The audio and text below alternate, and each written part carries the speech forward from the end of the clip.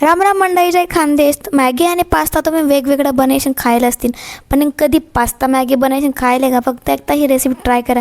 थोडं हटके पण एक नंबर लागस बरं का.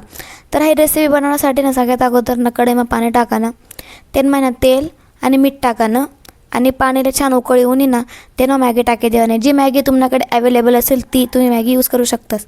त्यानं पास्ता पण टाका ना, आणि हे सगळं तिघं वस्तूने मस्तपैकी शिजू द्या. तिघं नाही दोघं वस्तू आहे ना. 3-4 मिनटं लागतंच. बॉईल करा मस्तपैकी.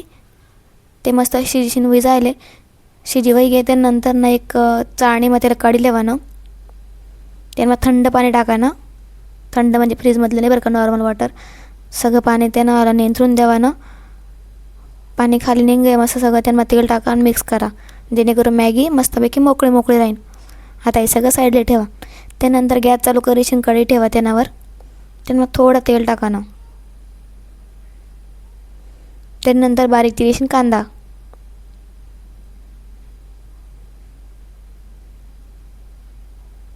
थोडा फ्राय करा. त्यांना बारीक चिरीशीन शिमला मिरची टाकानी मिक्स करा.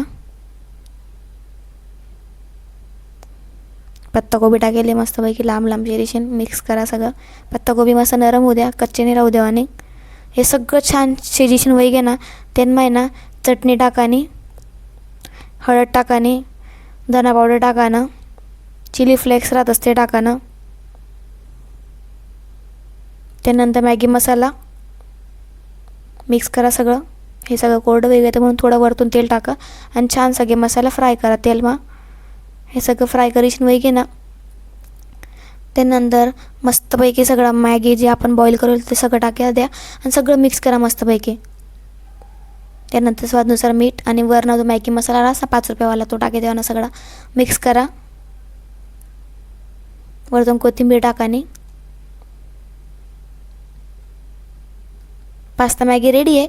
खूप टेस्टी लागस. फक्त एकदा ट्राय करा. आणि ही रेसिपी आवडल्यास चॅनलला सबस्क्राईब करायशिवाय अजिबात जाऊ नका.